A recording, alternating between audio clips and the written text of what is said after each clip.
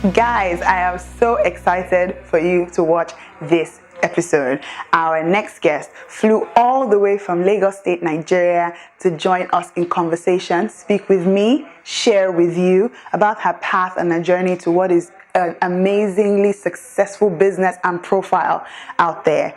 Ifedayo Durosinmi-Etti is an entrepreneur, a founder, a disruptor. She's also one of the Tony Elumelu entrepreneurs, and she's also gone on to represent Nigeria at The Hague at the Youth Peace Conference. She's also one of APCON's mentees, a phenomenal woman who's fearlessly taking on every single day and deciding that failure is really not an option. I can't wait for you to watch this.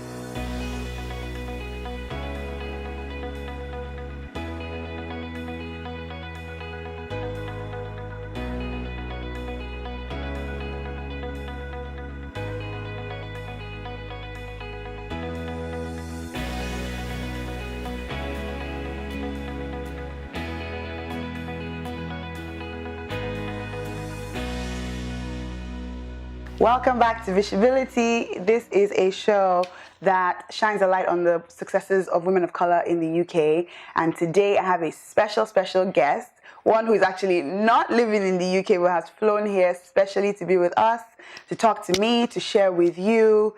Ifedayo Durosinmi-Etti, welcome to our set. Thank you very much, Bishop. I'm very excited to be here. I'm so excited.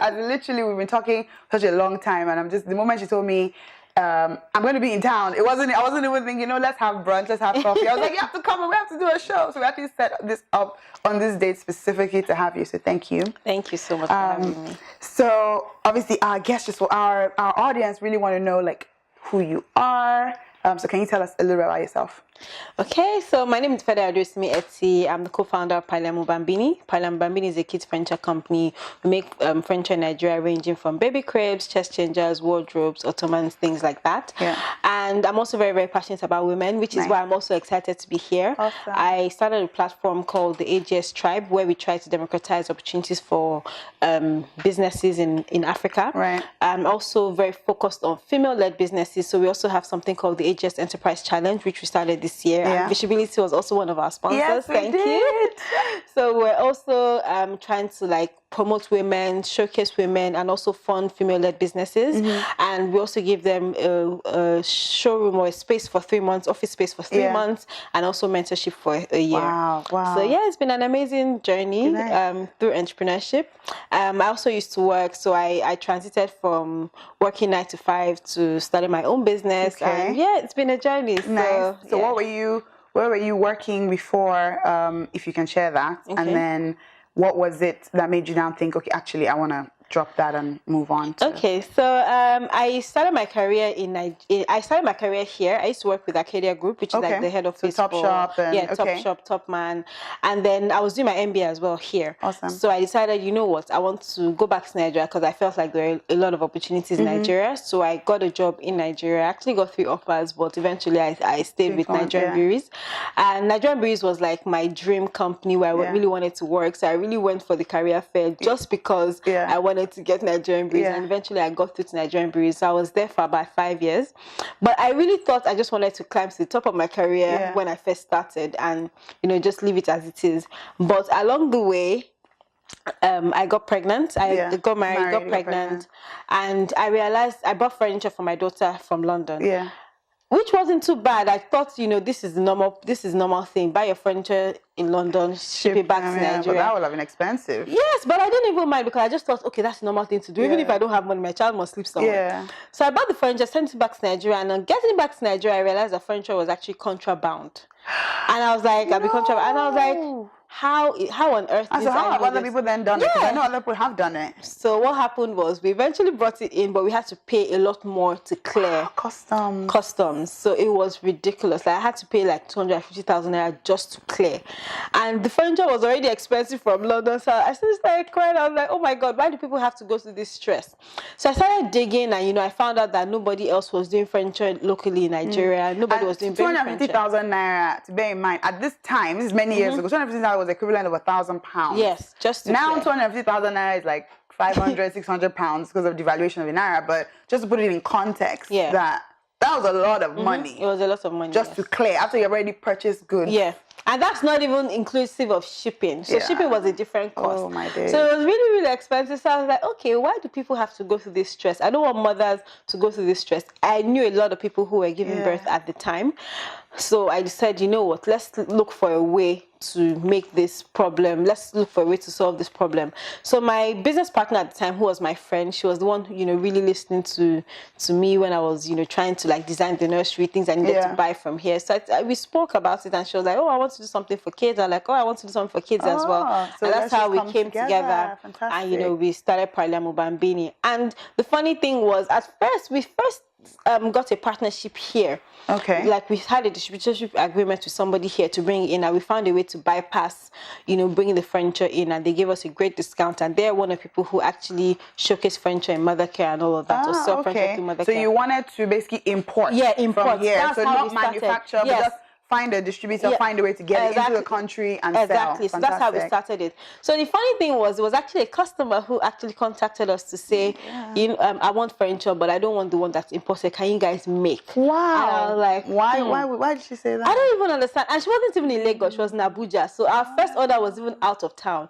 So I was like, So we sold it quite a bit for about 3 months for the company who we used to bring in the furniture. So when this customer contacted us and we made the first one and it was so beautiful, we sent it to Abuja, no scratches, nothing. And then, you know, so we're like, you know, this is a good deal. Yeah, we're on to something. You know, let's start making this thing locally. Yeah. So that's how everything started. So the truth is that when you actually start a business, sometimes things happen and then you actually get into what you're actually meant to do, and you actually look for more solutions. Because what we thought was that, okay, mothers need furniture in Nigeria. How can we do it best? We first didn't think about making it locally. We thought about getting it into Nigeria so that people can get it easily. But eventually we now started manufacturing locally. So it was very, very difficult at first, trying to get the right carpenters, and because nobody else was doing it in Nigeria, so we had no templates, no nothing, so we had to do everything from scratch, reverse engineer some of the furniture I had brought back in, and that's how, you know, we started the business. And it's been really, really tough, but we're finding our way around it. But I think you also did it at a time that was the perfect time, seemingly, because obviously a lot has happened in Nigeria since then. There's more focus, significantly more focus on reducing importation of goods that manufacturers. So it almost felt like you were ready for that change to happen. Yes, yeah. Especially because furniture was contraband. The truth is, furniture has been contraband for a long time, but a lot of people focused on home furniture and office furniture and literally just abandoned the kids' furniture, you know, aspect of things. So when we came on board, everything just went, you know, seamlessly. Like a lot of people started contacting us, and the orders kept on coming and coming and coming. And at the time, I was still working. In fact, I worked for 2 years after we started, my partner and I. And then in 2017, last year, we decided to quit because, you know, we needed to focus on the business, and the orders, you know, didn't stop coming. Wow. Yeah. Okay, so Parliamo Bambino. I have to keep saying it. Sorry, Bambini. Bambini. Okay. Where did the name come from? Okay, so that's a funny one. So the thing is, it's a very, very long story. We wrote down a couple of names, English names to be honest, and we sent it to CSC. Another issue with the system.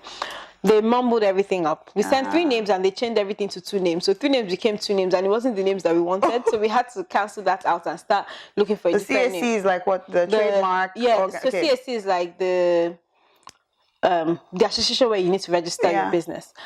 So we decided to convert those names to other languages that would still mean the same thing, and that's how Parliamo Bambini came up. So I literally just went on Google, started converting all the names that I had written down in English to different names, to Spanish, Italian, French, and the one that caught on the most was Parliamo Bambini, and that's how we stopped. Name, and everyone says Bambini, Bambino. You know, it's like has to be kids. So that's how we just stuck. And you know, it was like God sent. But that's how we came up with the name. And like thinking back to like you growing up, have you always sort of been more like career ladder, corporate environment type focus, or did you always think I'm going to work for myself? I don't have time to work for anybody else.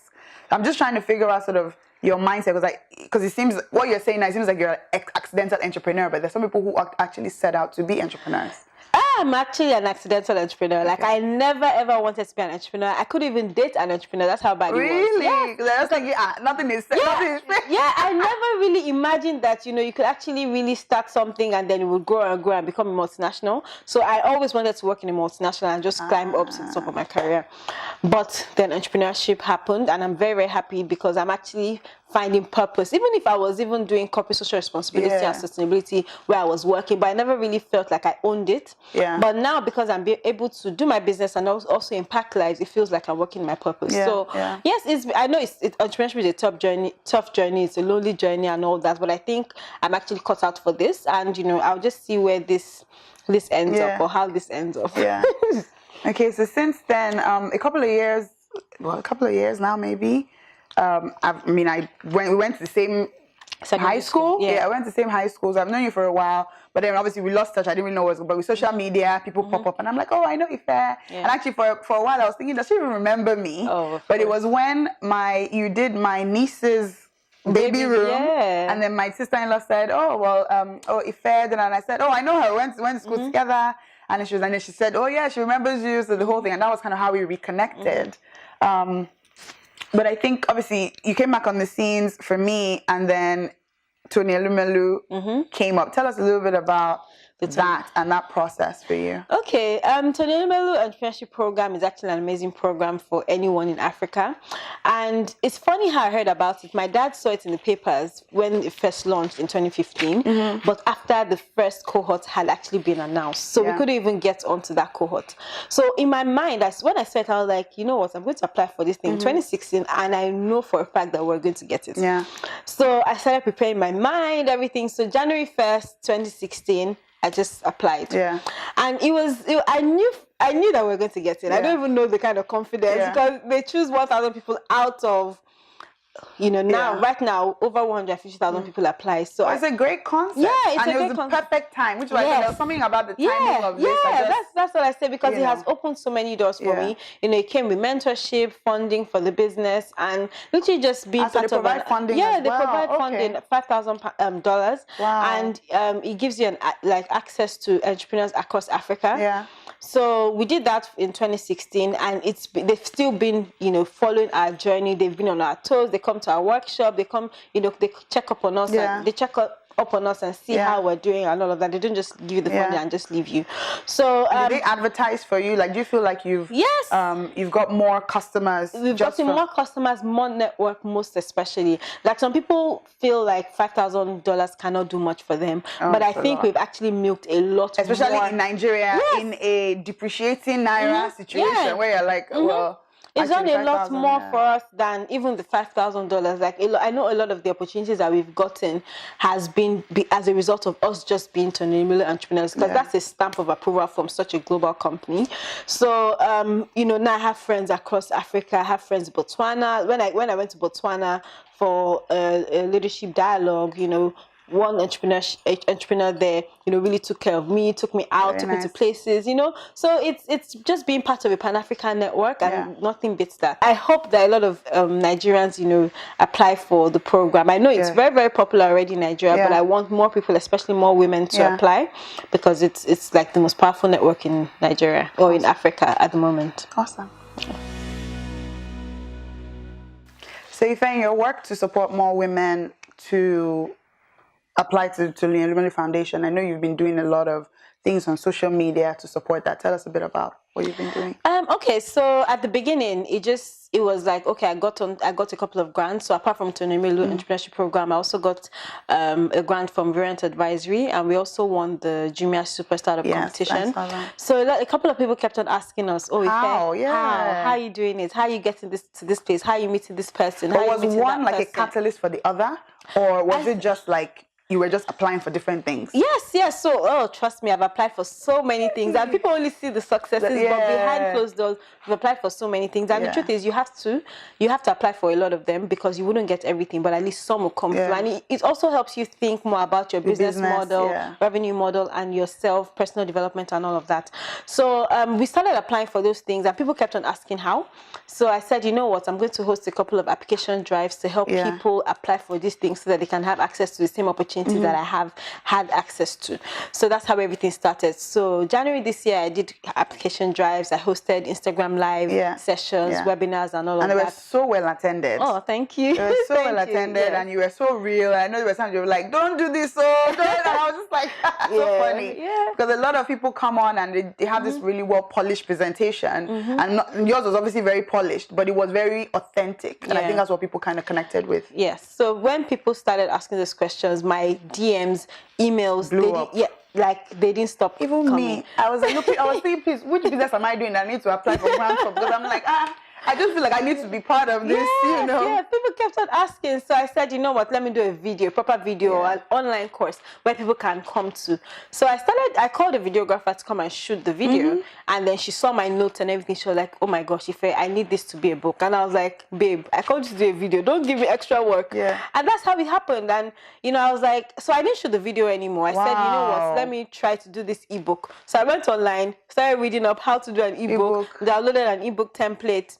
And then I sent the ebook template when I finished writing everything to a friend, and she was like, "Oh, Ife, you know, you're so, you know, you like things done this way. You should brand it properly. We should use your colors, blah blah blah." I was like, "Oh my gosh, you guys are going to put me back. You know, you're going to drag me back." I said, "You know what? Okay, help me do this." So she did it, and I loved it. So I sent to another friend. I said, "Oh, I'm ready to, you know, launch it online. Blah blah blah. Do it like just launch it easily online." And my other friend, like a free book. No, it wasn't even going to be free, but it was going to be paid for. But I was going to launch it on Instagram just as an ebook. So I sent it to one of my other friends, and he was like, "Ife, let's make it a proper book." And I was like, "I already announced 3 days to go on Instagram. How am I going to go back on my word?" So like I just went on Instagram quickly. I think it was like 10 minutes after, and I quickly removed the 3 days to go. But nobody even knew what the 3 days to go was for. So I started, this was in February. So I said, you know what, let me take my time. So he was like, "Oh, let's do a proper book. Let's get somebody to do the forward. Let's get people to praise the book. Don't just look at it as only from your own angle. Look at, you know, how it's going to be a proper book, you know." So I was like, okay, who am I going to get to do the forward? I started thinking about all sorts of things. So that's how the book literally dragged from February to July, but I'm very, very excited that it did, because the book now became a proper, authentic document that people can actually use. So eventually, the governor of Lagos State, Governor Ambode, His Excellency, he did the forward of the book. I got, you know, Professor Olukwana from Harvard University to also do the praise, and a couple of other people, Debola Williams, different people who are very, very passionate about entrepreneurship and developing Africa as a whole. You know, they all reviewed the book, and you know, they gave me their comments. I also got somebody in Nigeria who has written a couple of books to help me review the book. Different people, so it became a proper book. That's how, you know, it took me from February to July, but I'm happy with the ending. And I remember when we were talking about starting viSHEbility, and we exchanged notes, and you sent me the four, and I was like, oh my God, I actually did.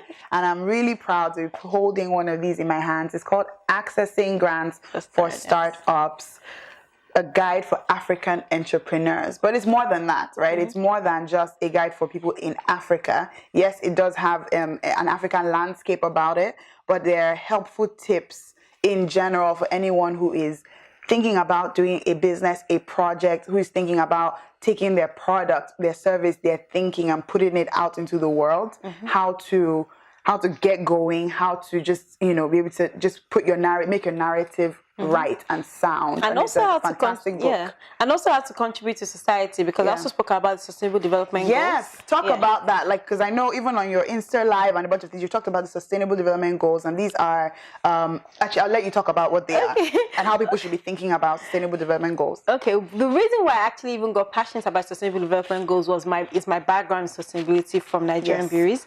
I realized a lot of people didn't know about these goals, and these goals are things that we can actually contribute every day, even in our day-to-day lives.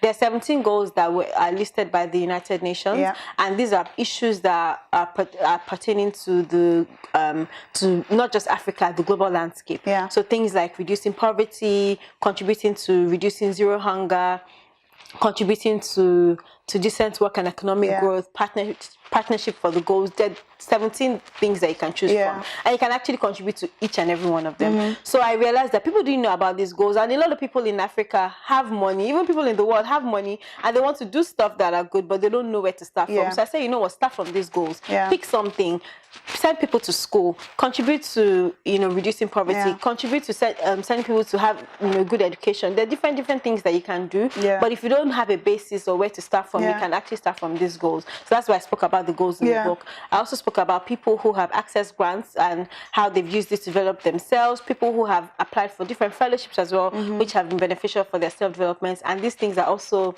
equally as beneficial as getting grants, because some people just focus on the grants, and they forget the why. They forget themselves. They forget that they also have to do personal development. They also have to network with people across, different planets, different, things like that. So that's what the book is mainly about. Just really taking yourself global, and don't look at yourself as just yourself. Just understand that the competition is global. You don't, your competition is not local anymore. Yeah. So. And why is it important for businesses, founders, entrepreneurs to really consider these goals? Like, in terms of, is this the basis that we should be thinking about, like, before you even start a goal, before you start a business? Should you be thinking, my business has to solve for something? Yes, it's very, very important for your business to be solving a problem. If not, you're not going to go far.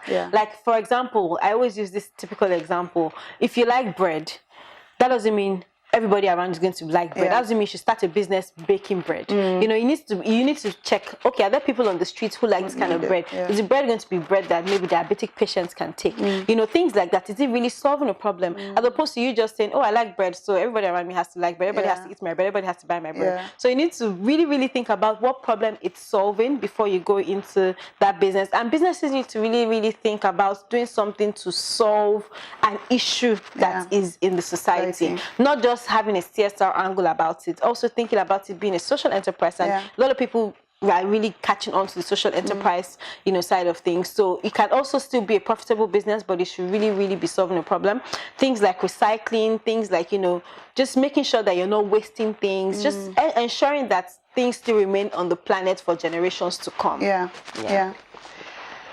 you have any mentors or people around you that are supporting you? Because obviously it feels like you have a lot of ideas, you're clearly very creative, but how do you, do you just wake up one day and just, I'm just going to go fearlessly and this is what I'm going to do? Or do you have people actually helping you out? Yeah, for sure. You have to have people. They say behind every woman, there are 1,000 other women and men, supporting this woman. So, of course, I have mentors. In fact, the first program I actually went to was a mentorship program, Variant Advisory Mentorship Program, which I went to in 2015 when we just launched. And it really, really shaped my mind because, they brought on other entrepreneurs who are already doing, they have already gone global in their businesses. And so I have people close to me that help us, and I have people who I watch from far, and I know that, okay, I want to be like this person, so I watch their every step and see how they do their things. But there's sometimes when I want to make a decision, I have to go and meet somebody, talk about it. Okay, does this thing make sense? Because sometimes things might make sense to you and might not really make sense to society, to other people.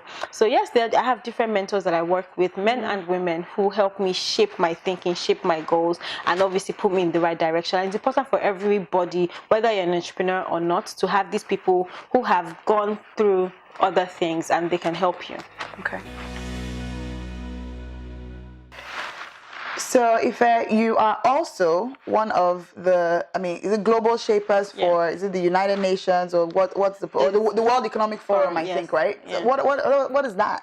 Okay, so the Global Shapers community is a community of young people across the world who are doing amazing things already in their communities. So that's pretty much what it is. People who are already making an impact. So we come together so that we can actually consolidate our energy and do more stuff that can actually make a difference. So that's pretty much what the Global Shapers community is. So I'm in the Lagos hub. And under the hub, I started something called Startup Dome, which is to help women in business as well. I saw that. With their businesses. So I bring in people who are experts in their field to just help women, take their businesses to the next level. Okay. So one of these you talked about when we're talking about your book, you did a fantastic launch event. But what was amazing, not just about you releasing this fantastic book that's so inspirational and informative, was the fact that you used your launch event as a platform to provide grants to 3 female entrepreneurs, and it was like a movement. You asked people to submit. Actually, let me let you talk about it. What was that about? So basically, I wanted to be able to showcase women, and I thought, social media is the best place to showcase anything that you're doing.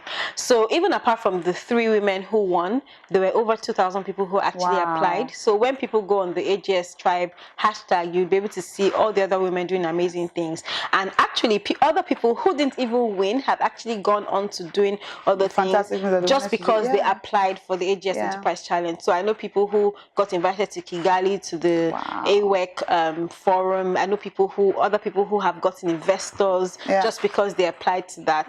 You know, so yes, I thought, you know, this is a perfect platform to be able to showcase women to the world. Even if I cannot fund all these women, other people can actually look into what they're doing and fund them, and just, you know that these people are actually doing amazing work. Yeah, amazing. And it just really resonates with, you know, my vision for viSHEbility is pretty much that. viSHEbility is the play on she being visible. Yeah. Just kind of putting women out there so people can see, like, this is what people are doing, and people are busy. Fantastic. And I know just right off the back of that, you got invited to the One Youth World Summit. One Young World Summit. Okay. And that was in The Hague, and you actually just came from there to here. And in that process, you also met APCON, who is just amazing and inspirational to every one of us.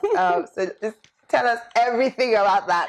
Okay, so the first thing I would even say about that is networking. Like, if people didn't know what I was doing or what I was passionate about, I probably would have been recommended to attend the One Young World Summit. So someone who went on a trip with us to DC actually was contacted to nominate someone who is already doing amazing work in Nigeria. So he recommended me. So I had to send in like a motivational letter why I would like to be there. So I just went on and I'm like, what is One Young World, you know? So One Young World is pretty much like the World Economic Forum for young people, people under 30.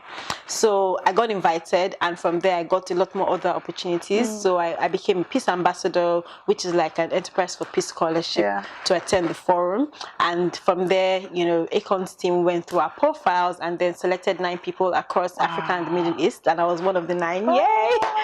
So we're part of like a 1-year mentorship program with APCON, and he's trying to infuse us into the ACOIN platform or ACOIN network. And that's like cryptocurrency related, cryptocurrency related, tech related, and all of that. So yeah, we had a meeting with ACON. It was an amazing meeting, very, very inspirational. Like he said, you know, he told us about all the projects that he's doing in Africa, bringing, you know, light and all that to people who are in Africa who don't have access to light. And, you know, it was just being part of this amazing network, amazing people who are already doing amazing things, who are ready to give back to us, and they also want us to give back to other people. So I'm looking forward to this 1 year with him and his team. We definitely want to stay in touch and hear and see all about, post people on what, you know, what you're doing and how it's going. And it's just, again, the power of being visible with what you're doing and how it can lead to just so many more opportunities. I wondered, I was like, how did ACON still find us? Like, what did they see? Because normally I know I apply for a lot of opportunities, but this one I didn't apply. I just got an email, oh my gosh, you've been selected for Team ACON. And I was like, okay, how did they see my profile? So that's another thing. But if you're helping people, then what you're doing is you're building an army of sponsors. Building an army of people who are constantly thinking about you, that, oh my God, Ife is doing this stuff. It's really helped me. It's really helped my business. And you never know where the opportunity is going to come from. But because of what you're doing, you know, you supported people. I mean, how much money did you give out as grants with your book launch? Over 3 million. Wow. So 3 million naira. So 3 businesses who were funding starved suddenly came, you helped them, and you gave 3 million, and it's a grant. There's no, it's not an investment fund. It's a grant. No strings attached. But the only strings, of course, is that we're all rooting for them to do amazing stuff with their businesses and not just take the money and buy a new shoe at handbag. We actually should do. And they've actually invested the money in their businesses properly. So that's awesome. So I see all this stuff. You use social media a lot, and it makes me feel closer to you in terms of what you're doing. But I always just feel like, this girl, does she sleep? So how do you balance it all? You have 2 beautiful kids, and frankly, your daughter's hair is just fantastic. And you know, you have a husband, you have so many. You're running your business. You're running 2 businesses. You're doing all of this work in the public space with your book, with the grants, with the foundations, with the mentorship, with the traveling. It feels exhausting. How do you balance it? What's your day like?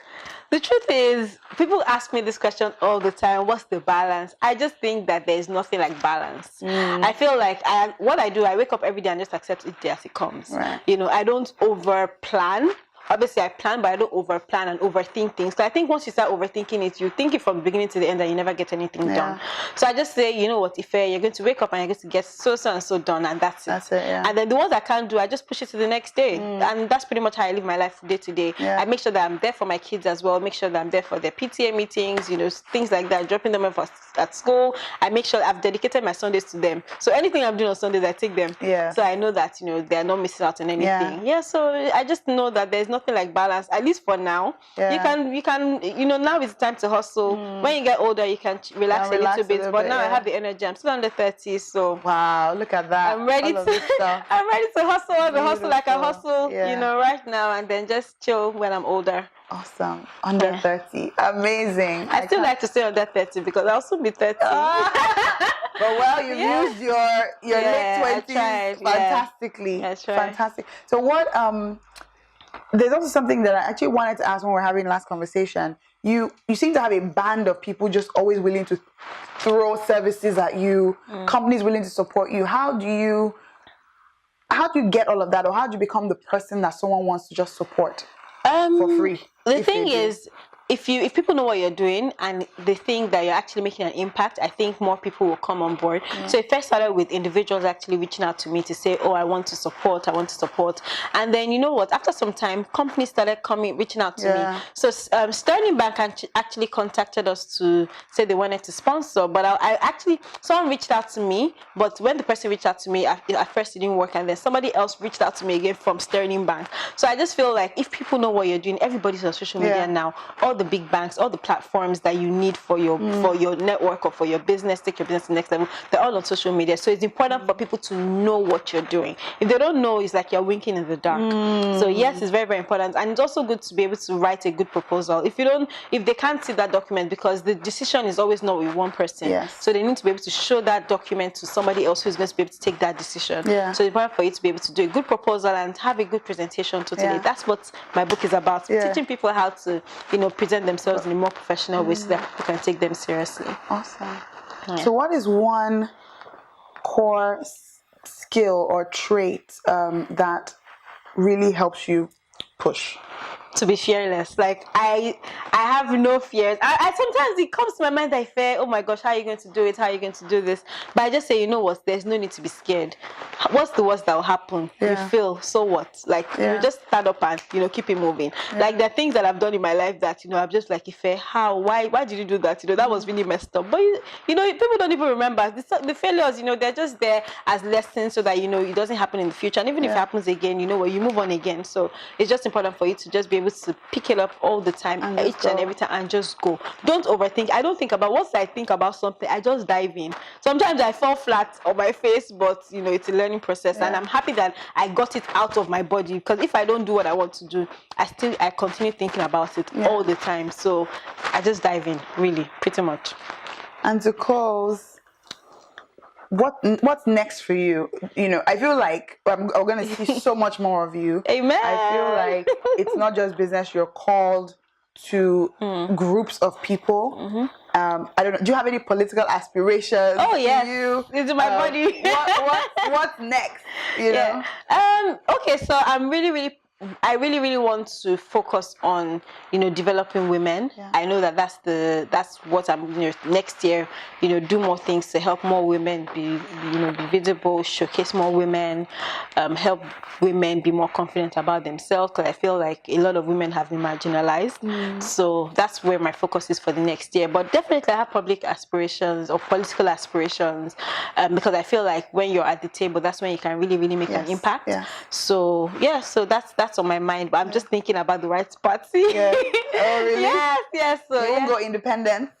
Let's see. Let's see, because sometimes you just have to ride on somebody's back to be able to make that change. That doesn't mean I have to do the things that, you know, people are doing in quotes. So I know that I'll have to ride off somebody's back. So let's see how he's going to do it. I already know that I'm a transparent person, so I wouldn't let other people's policies or ways rule me. But I know that for you to be able to get in there, you definitely have to go through, you know, I don't know what to call it, but definitely have political aspirations. Awesome. So we're watching this space for you.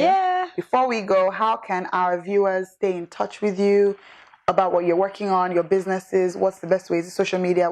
If so, what are your handles? Yeah, so social Websites? media is the best way. Send me a DM. I'm Ifedayo Durosinmi-Etti on Instagram. My email address is also info@ifedorosimi-etti.com. So everything is simple. Twitter is Ifedayo, but Instagram is definitely quicker. Yeah. Which is, anyway, I'm sure they'll spell it on the I will. thing. We'll have it on the banner below. Okay. And for your businesses, it's Paliamo Bambini and Philos and Zoe. So kids clothing, kids furniture, holla at us. We got you.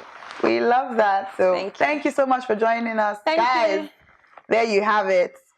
Just don't overthink anything. Just go for it. Drive. Be fearless. That's obviously the message and the life that Ife has tried to live. We are inspired. We are watching the space. We are proud of you. Thank you. We can't wait to see just all the amazing stuff. Thank you. And I can't wait to see what viSHEbility is going to do. I know it's going to go global. We're trying. Thank you so much. Thank you.